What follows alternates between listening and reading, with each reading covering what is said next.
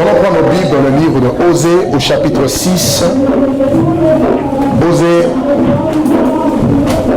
Osée au chapitre 6. Prenons le verset 1er au verset 3. Le prophète Osée au chapitre 6, verset 1er, verset 3. Seigneur mon Dieu, Seigneur mon roi, je te rends grâce pour ce temps. Je prie pour cette prédication, pour cette parole. Je demande, Seigneur, l'inspiration de ton esprit. Je demande ton onction. Et je demande ta sagesse, mon Dieu, que ma personne s'efface et que toi seul sois vu, mon Dieu. La gloire, elle est à toi et à toi seul. Et je veux te la redonner encore ce matin, Seigneur. Merci de bâtir ton œuvre, de bâtir des vies dans la présence et la puissance de Dieu. Ainsi que Paul le disait, que ma parole et ma prédication ne reposaient pas sur les discours d'une quelconque sagesse humaine, mais sur une démonstration d'esprit et de puissance, afin que votre foi soit basée non sur la sagesse des hommes, mais sur la puissance de Dieu. Que cette parole pénètre les cœurs, qu'elle transforme les vies. Seigneur, qu'elle change quelque chose dans nos vies et qu'elle apporte plus une bénédiction. Seigneur, une révélation, qu'elle apporte, Seigneur, une maturité dans la vie d'une personne ici. Et c'est dans le nom merveilleux de Jésus que je t'ai prié, Seigneur. Merci pour ton Esprit Saint qui prend le contrôle, la place en ce lieu. Merci pour tes anges qui campent en ce lieu. Au nom de Jésus, je t'ai ainsi prié. Amen. Ésaïe et Osée plutôt chapitre 6, le verset 1er au verset 3. Venez et retournons à l'Éternel, car il a déchiré et il nous guérira. Il a frappé et il bandera nos plaies. Il nous rendra la vie dans 2 jours et le 3e jour, il nous relèvera et nous vivrons devant lui. Connaissons et cherchons à connaître l'Éternel, car sa venue est aussi certaine que celle de l'aurore. Il viendra pour nous comme la pluie du printemps qui arrose la terre. Le thème de ma prédication ce matin s'intitule « La connaissance de l'Éternel ». Connaître Dieu, la connaissance de l'Éternel. Ici, le prophète Osée va parler, c'est un prophète que Dieu a suscité au 8e siècle, pratiquement en Israël. Et le nom d'Osée signifie l'Éternel sauve, voyez-vous. Et il va présenter l'amour d'un Dieu rédempteur. Osée, avant même d'apporter le message, le fardeau que Dieu va déposer dans son cœur, il va ressentir la douleur de Dieu. Laquelle? Dieu avait été trompé par sa nation. Israël était infidèle à Dieu. Et Dieu demande à son prophète, Osée, d'aller épouser une femme prostituée. Imaginez, vous êtes là, vous êtes homme, et on vous demande d'aller épouser une femme prostituée, une femme qui va vous tromper. Et ça fait très mal. Et par ce mariage, par cette alliance, Dieu a voulu simplement montrer à son serviteur, le prophète Osée, la douleur qu'il pouvait ressentir face à une nation qui l'abandonne. Vous savez, nous avons très souvent tendance à accuser Dieu. Dieu aussi est une personne qui aussi ressent la douleur lorsque ses enfants le quittent, lorsque ceux pour ceux qui l'aiment l'abandonnent ou abandonnent sa voix. Et c'était le cas ici. Osée va épouser une femme prostituée par ordre de l'Éternel pour ressentir la douleur que Dieu pouvait ressentir dans son cœur. Et au travers de ce message, du message que Dieu va lui donner, il va contempler l'amour d'un Dieu de rédemption. Dieu a voulu simplement lui parler de la rédemption ou encore de l'adoption. Et ce n'était pas facile. C'était une nation qui avait abandonné Dieu, une nation qui ne craignait pas Dieu, une nation qui faisait ce qu'il voulait. Une nation qui avait été déchirée par Dieu, parce que vous ne pouvez pas abandonner Dieu et espérer recevoir de Dieu les grâces et les bénédictions. Si vous l'abandonnez, Dieu va vous frapper. Dieu va apporter les plaies. Dieu va amener le châtiment dans votre vie. Et c'était le cas ici pour Israël. Israël vivait dans un temps où il y avait des blessures, il y avait des plaies, Dieu l'avait abandonné. Israël livré entre les mains de ses ennemis. Israël sans défense, sans protection. Et le prophète ici va va dire un message justement à Israël. Il dit, venez, peuple d'Israël, venez. Retournons à l'Éternel. Comme pour dire que quand bien même on s'éloignerait de Dieu, je demanderai à ceux qui ont des chewing-gums, s'il vous plaît, mettez-le de côté, Dieu vous bénira. Quand bien même on s'éloignerait de Dieu, la volonté de Dieu, c'est quoi? La volonté de Dieu, c'est que nous puissions revenir à Dieu. Dieu n'est pas quelqu'un qui va vous condamner, vous juger parce que vous vous êtes écarté de sa voie. Certes, il ne veut pas que vous vous écartiez de sa voie.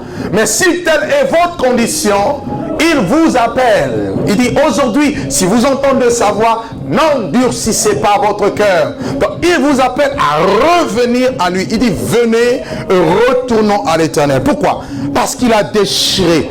Vous voyez? Et il nous guérira. Dieu, quand il déchire, il est aussi capable de guérir. Il est aussi capable de restaurer. Alléluia. Il est aussi capable de rétablir, c'est-à-dire vous ramener à la condition initiale. Il est capable de vous redonner tout ce que vous avez perdu. Même si vous avez perdu votre ministère ou les dons spirituels par une vie de péché, par le moyen de la repentance, Dieu est capable de vous redonner tout ce que vous avez perdu. Il dit, il a déchiré, mais il nous guérira. Voilà la promesse. Dieu va te guérir. Il dit, il a frappé, mais il bandera nos plaies. Dieu avait frappé, certes, parce qu'on l'a abandonné, mais il va aussi bander notre plaie. Et le verset 2, il dit, il nous rendra la vie dans 2 jours et le 3e jour, il nous relèvera. Alléluia. Le 3e jour, il nous relèvera.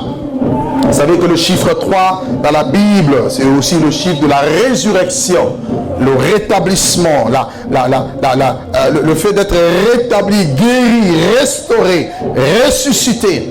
Et nous vivrons devant lui. Et le verset 3, il dit, connaissons et cherchons à connaître l'Éternel. Regardez ici, il va y avoir le mot connaissance ici va revenir 2 fois. La première fois, il dit connaissons, mais non seulement il faut connaître, deuxièmement, il faut chercher à connaître Dieu. Ce qui signifie quoi? Vous et moi ici, peut-être nous connaissons Dieu si nous sommes là, c'est quelque part nous le connaissons d'une manière générale. Mais Dieu ne veut pas que nous puissions nous arrêter là, à cette connaissance que nous avons ou nous avions acquis de lui, mais que nous puissions faire un pas de plus vers lui, pour chercher davantage à le connaître. Il dit connaissons, ensuite cherchons à connaître le Seigneur. Alléluia. Alléluia. La connaissance de Dieu. Pourquoi? Osée chapitre 4, prenez avec moi rapidement Osée chapitre 4 et je vais nous définir un peu la connaissance. Osée chapitre 4, le verset 6, un verset que nous connaissons bien. Osée chapitre 4, le verset 6, il est dit: mon peuple est détruit parce qu'il lui manque la connaissance. Puisque tu as rejeté la connaissance, je te rejetterai et tu seras dépouillé de mon sacerdoce. Puisque tu as oublié la loi de ton Dieu, j'oublierai aussi tes enfants. Ici, il parle, il dit, mon peuple est détruit. Dans d'autres versions, il est dit, mon peuple est égorgé parce qu'il lui manque la connaissance. Et nous savons que le destructeur, c'est le diable. Et une des manières du diable, je dirais, une des armes du diable que le diable utilise pour emmener les chrétiens pour détruire la vie des chrétiens, la vie des enfants de Dieu, c'est le manque de connaissance. Le manque de connaissance qui est aussi l'ignorance. S'il y a autant de dégâts parmi les chrétiens, parmi les enfants de Dieu, c'est parce que les chrétiens, vous qui êtes là assis, vous ne cherchez pas à connaître Dieu. On peut facilement vous entraîner dans le saut de néant. Vous aimez trop les visions, les prophéties, les impositions de main, mais vous n'aimez pas la connaissance de Dieu. Il dit, mon peuple est détruit parce qu'il lui manque la connaissance. As-tu la connaissance? Si tu n'as pas la connaissance, tu seras détruit. Il dit, puisque tu as rejeté, c'est comme si la connaissance est venue vers toi, mais toi, tu as refusé. Et c'est quoi la connaissance? D'après le dictionnaire, vous notez, la connaissance signifie le fait d'avoir, de savoir de manière précise. La connaissance, c'est le fait de savoir de manière précise, d'être renseigné sur l'existence ou encore la valeur de quelque chose. Je disais que la connaissance, c'est le fait d'être renseigné sur l'existence ou encore la valeur de quelque chose. La connaissance, c'est la faculté de se représenter quelque chose ou encore la manière de comprendre. Quand la Bible parle de connaissance, nous voyons cette compréhension. Ce n'est pas tant le bagage qu'on va accumuler dans notre tête. Parce que vous avez une connaissance qui est au niveau de la tête. Cette connaissance qui enfle. Quand vous voyez des gens qui se font la guerre des versets. Moi je connais plus que toi. Je connais.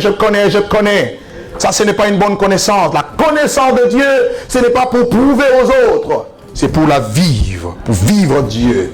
Et la meilleure connaissance selon Dieu, c'est la connaissance du cœur. Ça va?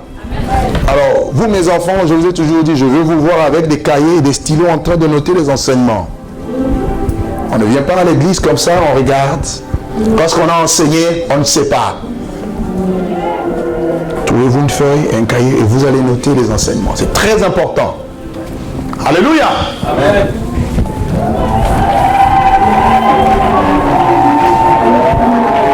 Gloire à Dieu. Qu'est-ce que je disais? Quelqu'un peut m'aider? Hein? C'est la connaissance du cœur. Au niveau du cœur. Bien. Vous avez deux mots en grec et en hébreu qui nous parlent de la connaissance. En hébreu, vous avez le mot yada. Yada, qui nous parle de la connaissance. C'est aussi la lucidité, la perception par la conscience, le fait de percevoir les choses par la conscience. Ça signifie également le fait d'entendre parler d'eux. Connaître, c'est entendre parler d'eux. C'est aussi apprendre. Dieu s'apprend. Alléluia. Gloire à Dieu. Reconnaître ou encore identifier. Comprendre. Ça, c'est en hébreu. De manière large. Le mot connaissance est utilisé pour exprimer ces verbes-là. Savoir, apprendre, entendre parler d'eux. Et dans le grec, le verbe connaître, ginosko, G-I-N-O-S-K-O, qui nous parle de percevoir aussi, ou encore de comprendre. Vous avez aussi, quand on parle de ginosko, nous voyons le fait d'accéder à quelque chose qui était comme sacré, caché. Quand on parle de la connaissance, cela sous-entend que on était dans le noir, dans les ténèbres, on était comme voilé, et le voile est ôté, et on accède à la connaissance. La raison pour laquelle vous allez voir que dans le monde, par exemple, dans le monde, pour accéder à la connaissance, vous avez plusieurs manières d'accéder à la connaissance. Premièrement, par les études. Vous étudiez, vous allez avoir la connaissance dans certains domaines. Vous apprenez des choses, bien sûr. Vous avez par l'expérience, il y a des gens qui ont la connaissance parce qu'ils ont expérimenté beaucoup de choses. D'accord? Et d'autres accèdent à la connaissance par ce qu'on appelle l'initiation. Être initié. On vous prend et on vous initie. Vous voyez ces choses, par exemple, dans la plupart des loges, où vous avez des degrés, vous montez de degré en degré. Par exemple, vous allez dans la franc-maçonnerie. Dans la franc-maçonnerie, il y a 33 degrés. Subdivisés en 3 catégories. Dans la première catégorie, on vous apprend de petites choses. On vous montre que là où vous êtes, c'est bien. C'est un club de gens qui réfléchissent sur les bienfaits de l'être, de l'humanité. Comment apporter des bonnes solutions à l'humanité. Bon, il n'y a rien de mal. On est dans le Rotary Club, on est dans le Lions Club. Où est le mal? Même certains chrétiens se retrouvent aussi dedans. Et plus vous avancez, plus les choses vont commencer à changer. Et quand les choses changent, vous commencez maintenant à découvrir que, ah non, là maintenant il nous demande de faire des sacrifices humains. Et quand vous atteignez des summums, c'est là que vous devenez vraiment un vrai sataniste. Donc c'est pas l'initiation. Et dans la plupart des religions, à mystère, on initie les gens pour vous donner une certaine connaissance. Et dans ce monde, on appelle aussi les gens qui ont une connaissance dans certains domaines des illuminés. C'est comme si on vous a éclairé, on vous a donné la connaissance pour être illuminé. Vous ne voyez pas le monde comme tout le monde. Vous avez une certaine manière de percevoir et de comprendre les choses. Ça, c'est la connaissance. Comprenez que ça a été calqué de Dieu, parce que Dieu aussi se révèle comme ça. Dieu aussi donne des choses qu'il ne donne pas à tout le monde, à ceux qui les cherchent vraiment. Est-ce que vous me suivez? Très bien. Ainsi, dans la parole de Dieu, selon la parole de Dieu, pour accéder à la connaissance, vous avez 4 choses. Je peux parler de 4 choses qui peuvent, la liste n'est pas exhaustive bien sûr, qui peuvent nous aider à accéder à la connaissance de Dieu. La première chose que vous avez, c'est la parole de Dieu. La parole de Dieu qui est révélée dans la Bible que vous avez entre vos mains, nous parle de Dieu, nous donne la connaissance sur Dieu, la connaissance de l'homme, la connaissance.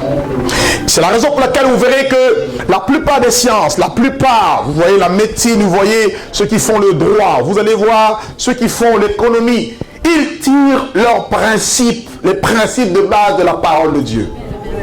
Pourquoi? Parce que c'est la parole qui soutient toutes choses, et eux, ils calquent là de la parole et ils essayent de développer ensuite leur théorie.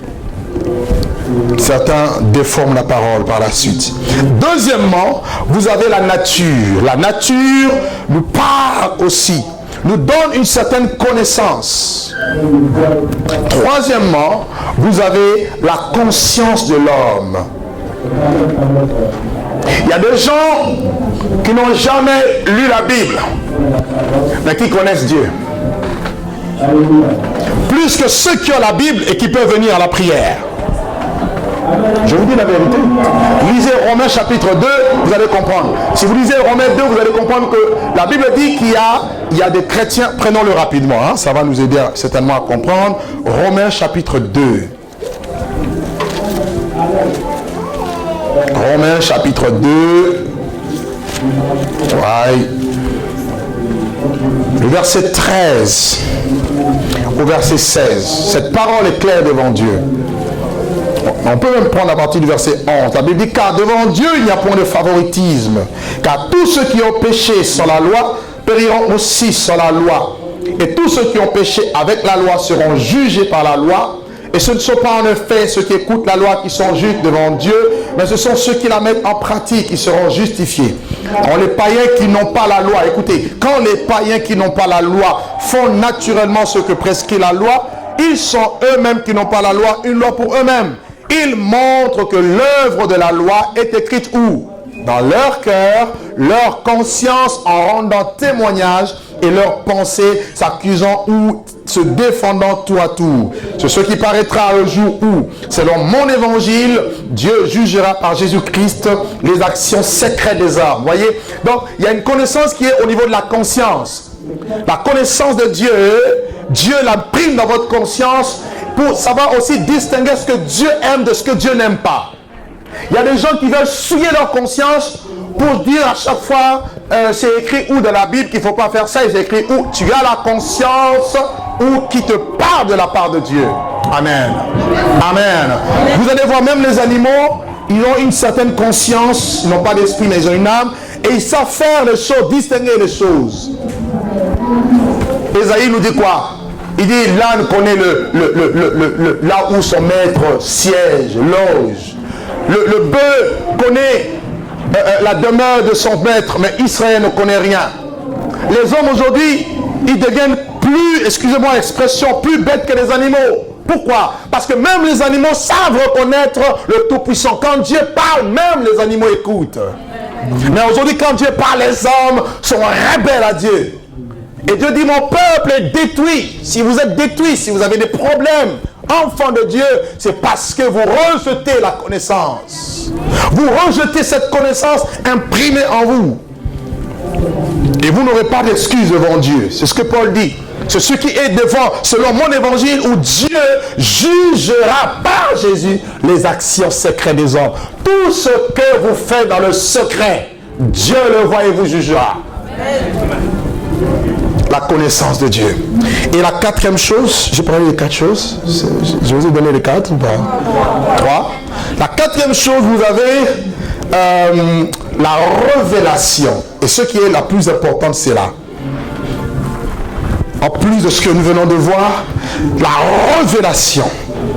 Action de ôter le voile. C'est ça la révélation. La révélation, c'est l'action d'ôter le voile. Vous voyez? Bien. Et dans la Bible, la connaissance est toujours liée à l'intelligence. Et l'intelligence vient de Dieu et la connaissance vient de Dieu. Dans mes pas, s'il vous plaît. Alléluia. Amen. Gloire à Dieu.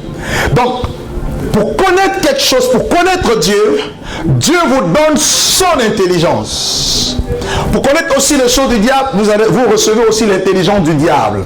N'oubliez pas que le diable aussi a une intelligence mauvaise, qui peut vous amener à appeler le bien mal et le mal bien. On vous dit que la publicité c'est un péché. Ah oui, mais où est le mal? Amen. Où est le mal? Ça c'est l'intelligence diabolique.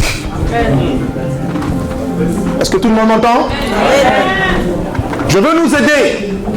Parce que si l'Église souffre, si le peuple de Dieu souffre, c'est là le problème. Le problème, ce n'est pas tant les faux pasteurs, tout ça. Là, les chrétiens veulent se cacher derrière ça. Vous-même, quelle est votre responsabilité vis-à-vis de Dieu, vis-à-vis de la parole de Dieu? Vous n'avez pas la connaissance, c'est la raison pour laquelle vous faites berner, trompé par les charlatans. Et je crois qu'il est l'heure pour que les enfants de Dieu se réveillent, se lèvent pour connaître la Bible, connaître Dieu dans sa parole.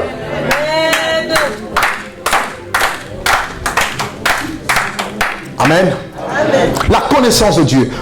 Connaissons Dieu, il vient te donner sa parole pour que tu le connaisses. Alors, regardez rapidement avec moi dans le livre de Jérémie, Jérémie chapitre 9, le verset 23 au verset 24.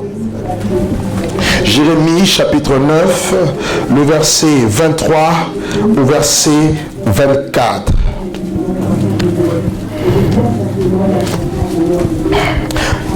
Ainsi parle l'Éternel, que le sage ne se glorifie pas de sa sagesse, que le fort ne se glorifie pas de sa force, mais que le riche ne se glorifie pas de sa richesse, mais que celui qui veut se glorifie d'avoir de l'intelligence et de me connaître, moi, l'Éternel, et de savoir que je suis l'Éternel qui exerce la bonté, le droit et la justice sur la terre. Cela, c'est à cela que je prends plaisir. La Bible dit que Dieu ne prend pas plaisir à la sagesse des hommes. Dieu ne prend pas plaisir à l'intelligence des hommes. Dieu ne prend pas plaisir à la force que les hommes peuvent avoir. Dieu ne prend pas plaisir à la richesse que tu peux avoir, acquérir, posséder, ce que tu as en ta possession. Ce qui intéresse le cœur de Dieu, c'est la connaissance que tu as de lui. C'est ça, ce n'est pas autre chose. Dieu n'est pas impressionné. Le plus fort, c'est lui.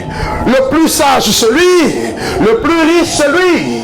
Mais ce qu'il veut de toi en tant qu'homme, c'est que tu le connaisses. Est-ce que je connais Dieu? Pourquoi? Parce que si vous connaissez Dieu, vous allez vivre comme Dieu.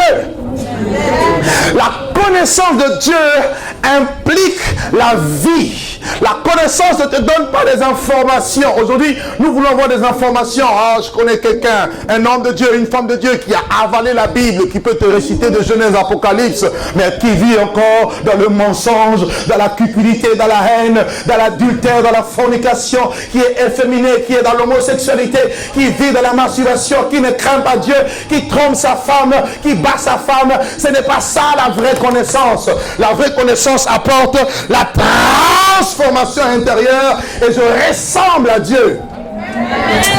Est-ce que quelqu'un m'entend? Est-ce que quelqu'un m'entend? Que le fort ne se glorifie pas. Ah, je suis fort. La Bible dit la connaissance selon les hommes, ça enfle. Mais c'est l'amour qui édifie. Je connais Dieu et je suis transformé. Je suis à l'image de Dieu. Tel est le plan de Dieu. Pourquoi? Dans la Bible, il y a des gens qui connaissaient l'Éternel. C'est-à-dire qui connaissaient les lois de Dieu, mais qui ne craignaient pas Dieu.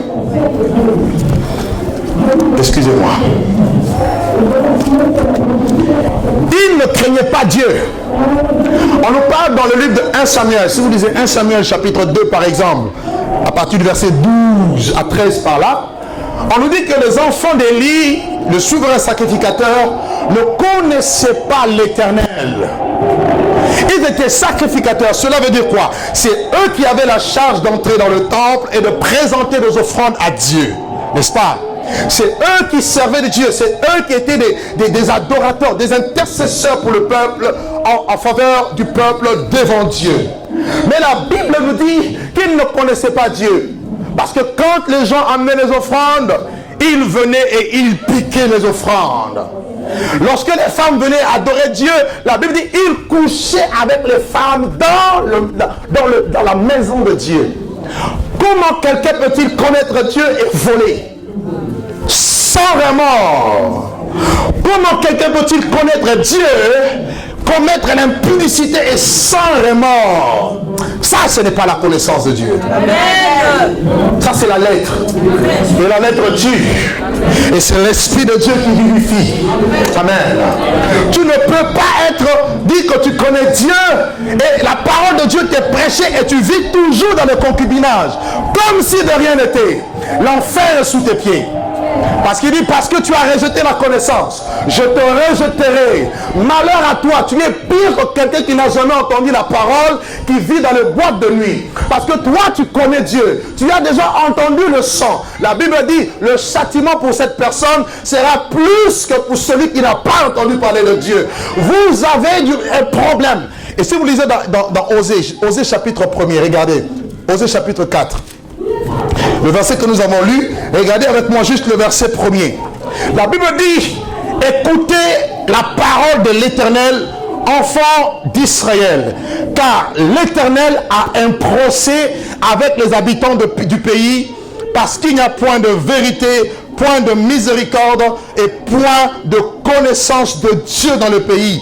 Il n'y a que parjure et mensonge, assassinat, vol, adultère, on use de violence, on commet meurtre sur meurtre. C'est pourquoi le pays sera dans le deuil. C'est pourquoi ceux qui l'habitent seront languissants. Avec eux, les bêtes des champs et les oiseaux, même les poissons de la mer disparaîtront. La Bible est claire ici. La parole de Dieu nous dit, Dieu a un procès. Vous vous imaginez le Dieu du ciel, il vous traîne devant un tribunal et il a un procès avec vous.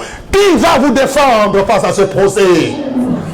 L'Éternel Dieu jugera son peuple. Que c'est une chose terrible que de tomber entre les mains du Dieu vivant. Amen. Qui va te secourir? Dis mon frère, ne jouez pas avec Dieu. Ne jouons pas avec Dieu. Parce que c'est un Dieu redoutable. Il dit il n'y a pas de vérité. La vérité a disparu. Il n'y a que parjure, mensonge. On fait profession de connaître Dieu.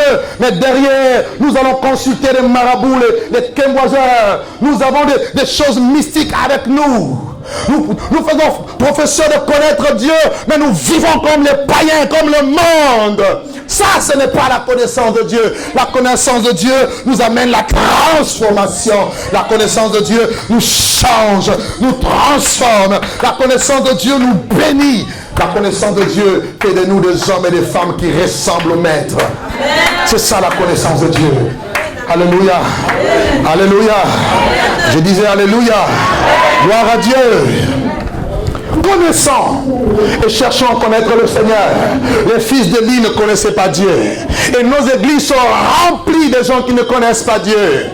On ne connaît pas Dieu. On entend parler de lui, mais on ne le connaît pas. Nos vies ne connaissent pas Dieu. Quel est le reflet de notre vie? Et si vous lisez dans 1 Samuel chapitre 3, la Bible nous dit, même en parlant de Samuel, Samuel servait Dieu au pied de lit, là où il y avait l'arche de Dieu. Mais la Bible nous dit que Samuel aussi ne connaissait pas Dieu. Mais lui ne péchait pas. Mais il n'avait pas la révélation de Dieu. 1 Samuel chapitre 3. Prenez avec moi le verset 7. La Bible dit, Samuel ne connaissait pas encore l'Éternel et la parole de l'Éternel ne lui avait pas encore été révélée. Vous voyez? Ici, Samuel n'avait pas la connaissance de Dieu. Pourquoi? Par manque de révélation. Par manque de révélation. Par manque de révélation. Proverbe 28, 29 plutôt, verset 28 nous dit, quand il n'y a pas de révélation, le peuple est sans frein.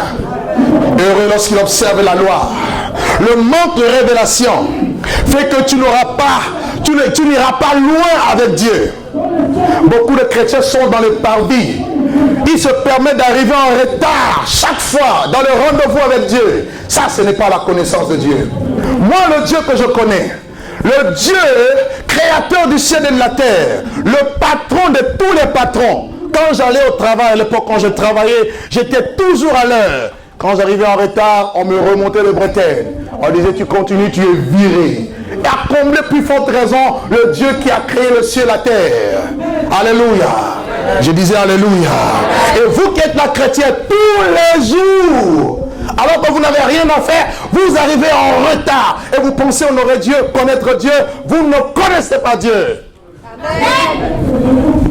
Je sais qu'il n'y a pas d'amen parce que 60% de l'église est concernée ici. Amen. Et on veut voir la main de Dieu. Pasteur, je ne comprends pas, Dieu n'agit pas. Commence à honorer Dieu. Amen.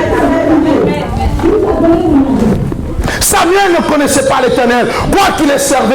La Bible dit, il dormait là devant Élie, devant l'arche, mais il ne connaissait pas. Jusqu'au jour où Dieu est venu se révéler. Le jour où tu auras la révélation de Dieu, ta vie ne sera plus jamais la même.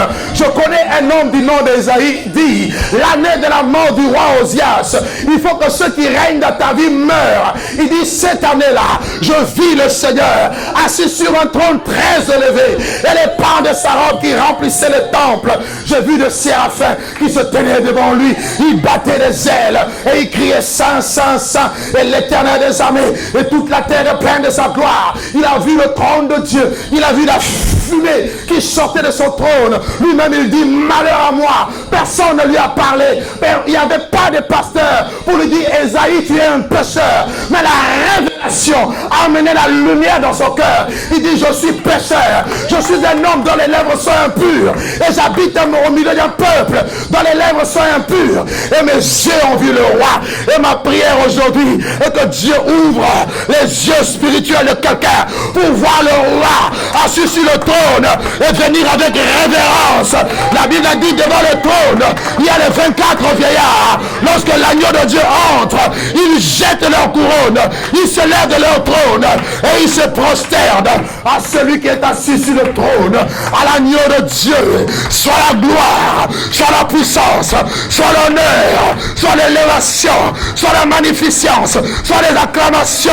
Celui que je dédie ma vie, celui pour qui je vis, l'objet de ma vie, la raison de mon être et de mon existence. Je ne peux pas rester la même personne.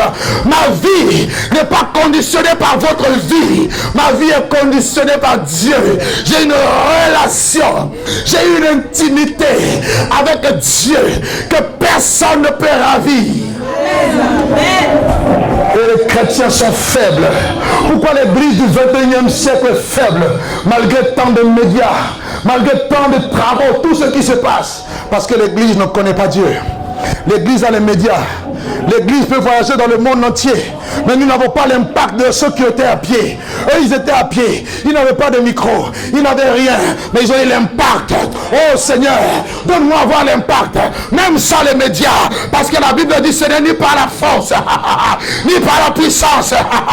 Mais c'est par mon esprit, dit l'Éternel des armées. Qui es-tu grande montagne devant Zorobabel? Tu seras aplani. La connaissance de Dieu, alléluia, te révèle ta vraie identité. Je sais que je suis ambassadeur. Quelqu'un ne m'a pas compris. Je sais que je suis fille de roi.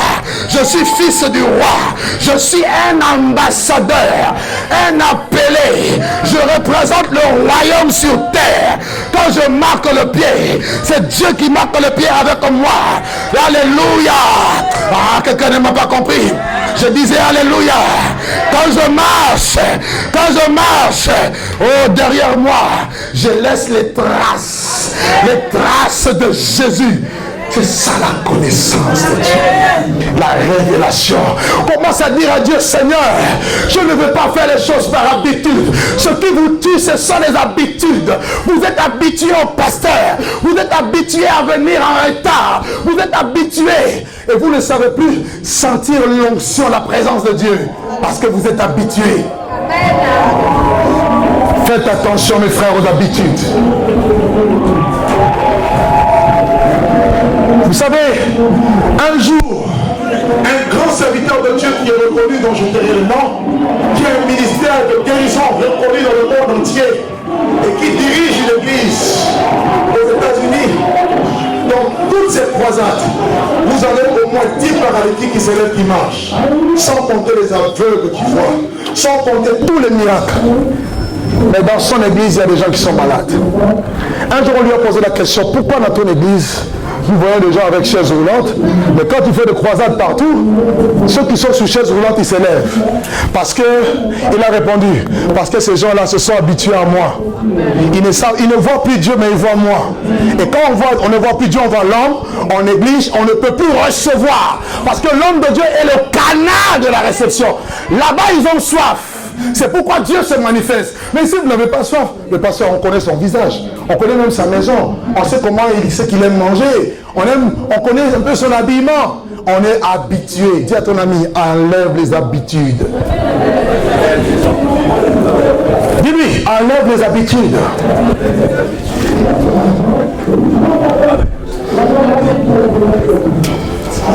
Ceci est un message prophétique. Connaissons et cherchons à connaître le Seigneur.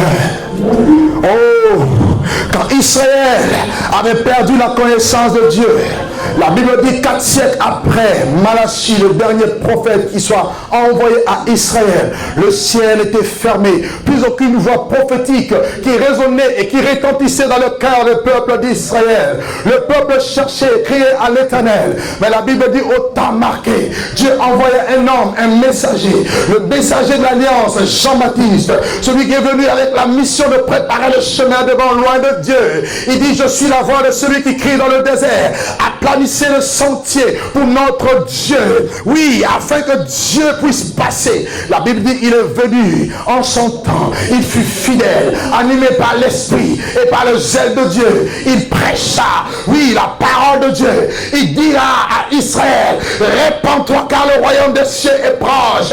Il est venu avec un message puissant, poignant. Très peu l'ont cru, très peu ont cru en lui. Mes frères, lorsque celui dont il était venu annoncer est venu, Jésus de Nazareth, la Bible nous dit, nous savons que le Fils de Dieu est venu et qu'il nous a donné l'intelligence pour connaître le véritable. Tu ne peux pas connaître Dieu sans passer par Jésus. Jésus dit, celui qui m'a vu a vu le Père. Il est venu pour donner aux enfants de Dieu, pour te donner, me donner l'intelligence pour connaître le véritable. Et nous sommes, je suis dans le Dieu véritable en son Fils Jésus. Alléluia. La connaissance de Dieu te donne la vie éternelle. Il dit dans Jean 17 verset 3, la vie éternelle, ce qu'ils te connaissent toi, le seul vrai Dieu, et ton Fils Jésus que tu as envoyé. La connaissance de Dieu, ce n'est pas le fait de venir tous les dimanches à l'église. Vous vous trompez, frère. La connaissance de Dieu, c'est lorsque vous avez une relation personnelle chez vous à la maison. La connaissance de Dieu t'a franchi. Jésus dit, vous connaîtrez la vérité et la vérité vous affranchira et la vérité vous rendra libre. Lorsque j'ai la connaissance, je suis affranchi. Les liens tombent un jour. Oh mon Dieu. Un jour, Jésus pose la question à ses disciples qui le suivaient. Vous me suivez? Qu'est-ce que les gens disent de moi? Qui suis-je au dire des hommes? Et ils ont commencé à répondre. Les uns disent que tu es Jérémie. D'autres disent que tu es Élie. D'autres disent que tu es Jean-Baptiste. Ou encore l'un des prophètes.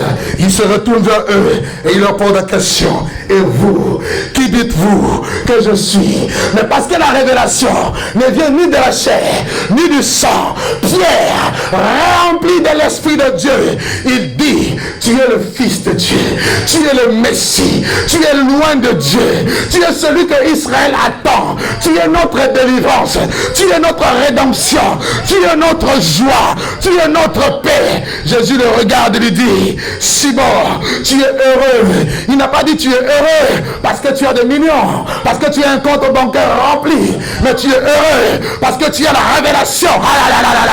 Et il dit, ce ne sont pas la chair et le sang qui t'ont révélé cela, mais c'est mon Père qui est dans le ciel. La révélation, la véritable révélation, connaissance de Dieu vient du ciel. Ah, quelqu'un ne m'a pas compris.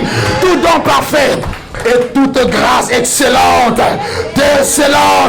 excellente, jaillir, excellente, descend d'en haut du Père de lumière, chez lequel il n'y a ni changement, ni ombre de variation. Lorsque Jésus vient à toi, il ne va pas regarder ton niveau intellectuel, il n'a rien à faire avec tes diplômes, il a besoin de ton cœur. Donne-lui ton cœur et il se révélera à toi.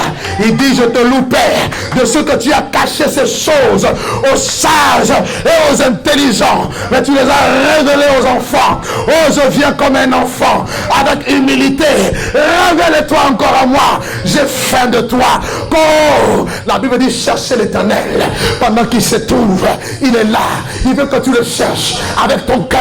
Ton cœur doit bouillonner, tu dois le désirer, tu dois chercher son intimité, tu dois te mettre à part. Oublie le téléphone, oublie Facebook, mets-toi à part, rentre dans la présence de Dieu. Il dit, aujourd'hui, toi et moi, face à face, je veux te voir, je veux te toucher. Quand tu rentres, oh mon Dieu, tu ne peux pas connaître Dieu et rester la même personne. Ce n'est pas possible. Ce n'est pas possible. Saul de Tarse persécutait l'église. Le jour où il a rencontré Jésus, le jour où il a eu la révélation, un contact sincère avec le lion de la tribu de Juda, la lumière du monde. La Bible déclare que la vie est une lumière inaccessible qu'aucun homme n'a vu et ne peut voir. Ce jour-là, Paul a été transformé.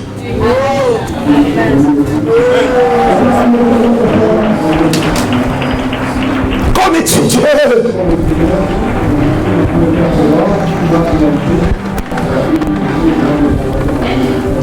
Aucun réveil spirituel ne provient de la religion, encore moins des habitudes. Tous les réveils, que ce soit dans la Bible, que ce soit dans l'histoire, c'était animé par la soif de Dieu. Heureux ceux qui ont faim et soif. Lorsqu'on a soif, on désire boire. On désire boire. Le problème, c'est que vous n'avez pas soif. Vous êtes déjà rassasié. Israël est trop gras. Vous avez des allocations de bons salaires. Vous n'avez pas besoin de Dieu. Mais moi, j'ai besoin de lui. Il est ma raison de vivre. je vais dire à quelqu'un, j'ai besoin de lui.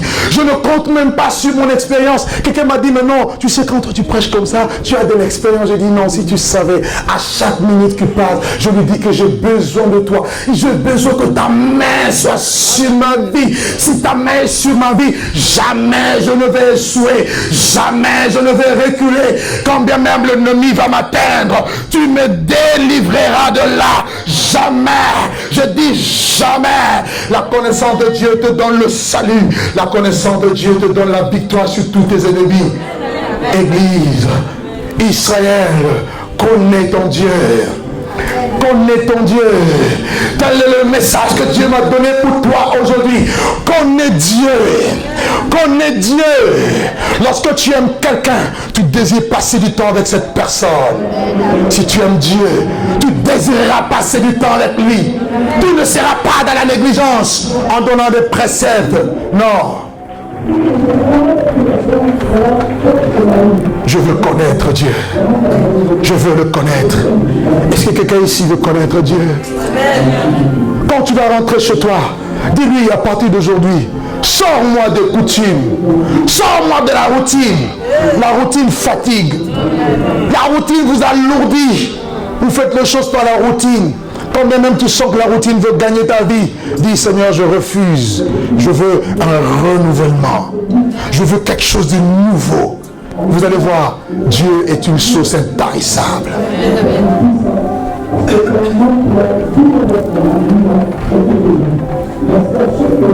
Inclinons nos têtes. My God. Si tu es là et tu aimerais que Dieu se révèle à toi, c'est là qu'il est dit dans Jérémie chapitre 29, le verset 13 à 14. Il dit, vous m'invoquerez, vous partirez. Vous me chercherez. Si vous me cherchez de tout votre cœur, je me laisserai trouver par vous. Dit le Seigneur. Et dans Isaïe 55, il dit, cherchez l'Éternel pendant qu'il se trouve. Invoquez-le tandis qu'il est prêt. Si tu réalises que tu avais une connaissance intellectuelle et que tu veux avoir la révélation de ce Dieu, n'aie pas honte. Lève-toi là où tu es et viens devant. Je vais prier pour toi.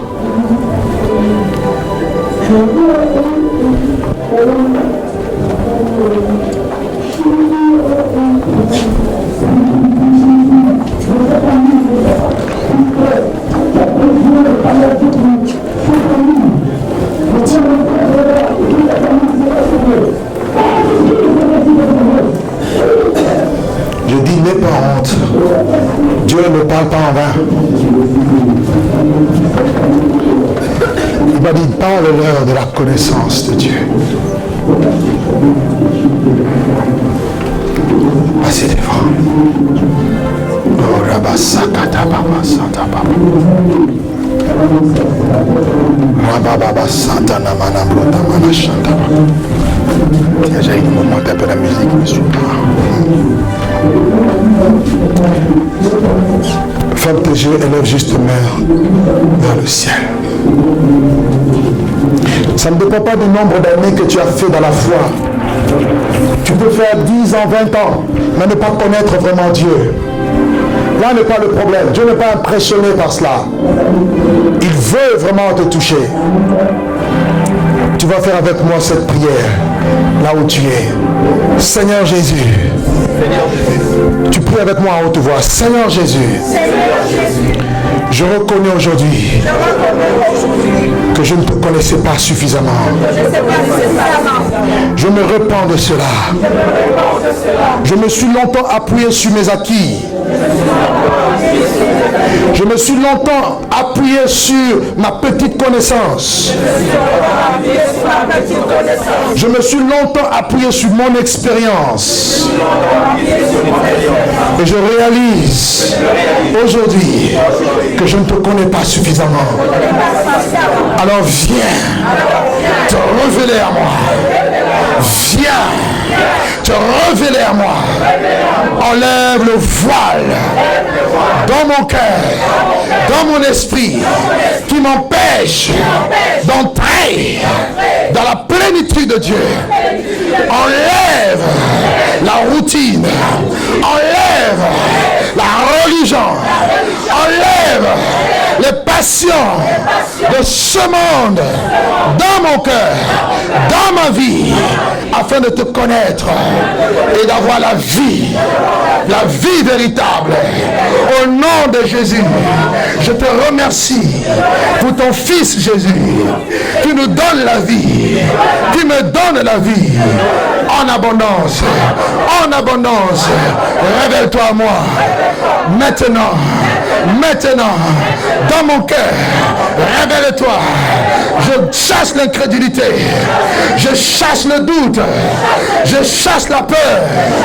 Au nom de Jésus, au nom de Jésus, que ta lumière m'éclaire maintenant, que ta lumière m'éclaire maintenant, m'éclaire maintenant, m'éclaire maintenant, m'éclaire maintenant. Au nom de Jésus, au nom de Jésus, au nom de Jésus. Tu vas simplement poser ta main sur ta tête. Alléluia. Oh, Ramakasanta Baba. Je vois le voile qui tombe dans la vie d'une personne. On avait mis comme un voile par la sorcellerie pour t'empêcher de voir des choses que Dieu a voulu te montrer. Il y a une personne ici que Dieu veut puissamment utiliser dans le domaine des visions. Dans le domaine de vision. Dieu t'a donné le don des visions. Mais c'est comme si depuis un certain temps tu ne voyais plus rien. C'est comme si tes yeux étaient fermés. Mais aujourd'hui, Dieu ouvre tes yeux. Aujourd'hui, Dieu ouvre tes yeux. Il ouvre tes yeux. Il ouvre tes yeux. Les écailles tombent de la vie d'une personne ce matin au nom de Jésus. Pendant que tu as ta main posée sur ta tête, Dieu te donne l'intelligence. Dieu te donne l'intelligence. Dieu te donne l'intelligence. Il y a une femme ici que Dieu appelle, une jeune ici que Dieu appelle à le servir. Il y a un ministère avec la jeunesse. Dieu te met à part pour la jeunesse. Dieu te dit, je veux que tu sois un leader, que tu tiennes le flambeau et que tu avances devant moi au nom de Jésus. Au nom de Jésus. Au nom de Jésus. Seigneur, merci pour ce peuple.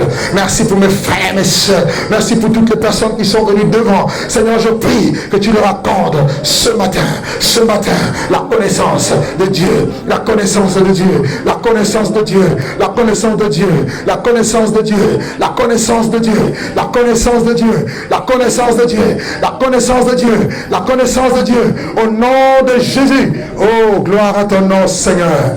Gloire à ton nom, Seigneur. Gloire à ton nom, Seigneur. Au nom de Jésus.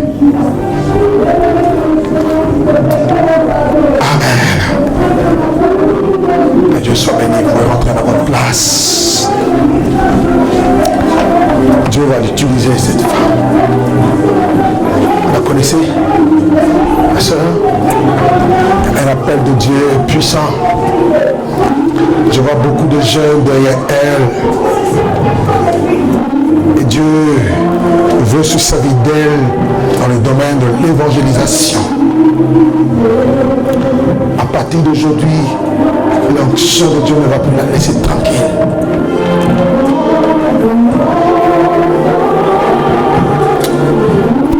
Viens ma soeur, viens. Toi aussi, viens. Viens dans viens.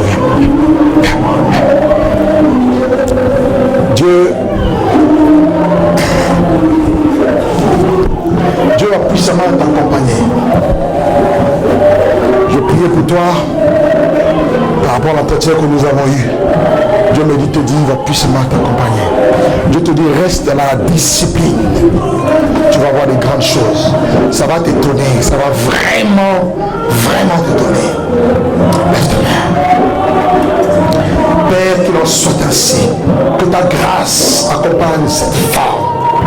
Et partout où elle passe, que les malades soient guéris. Et qu'ils sortent de leur lit d'hôpital. Témoigner ta grandeur et ta puissance. Dans le nom de Jésus. Mettez sur levez vos mains. Levez vos mains. Toutes les deux. Il y a un appel puissant dans la jeunesse. Dieu veut puissamment se servir de vous.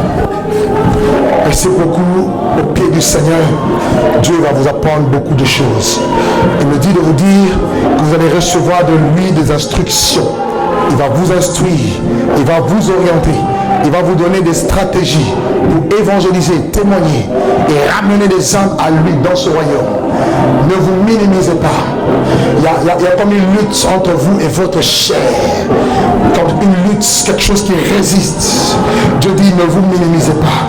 Il est avec vous. Il va se servir de vous. Sa main est sous vous au nom de Jésus. Prenez la grâce de Dieu. Prenez la grâce de Dieu au nom de Jésus. Alléluia. Seigneur, merci pour ta fille. Dieu va sécher tes larmes. Dieu a entendu tes cris, tes prières.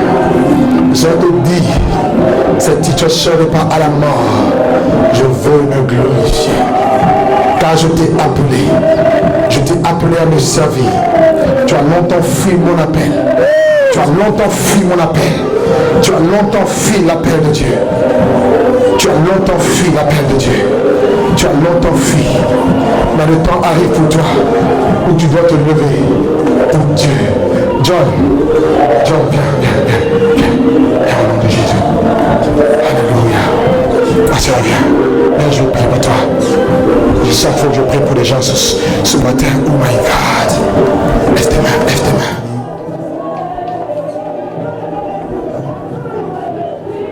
Qui veut connaître Dieu? Moi le premier. Qui veut le connaître? Quand tu vas rentrer, bats-toi avec lui, la présence, la connaissance de Dieu. Nous allons rapidement passer aux offrandes. Le temps est parti.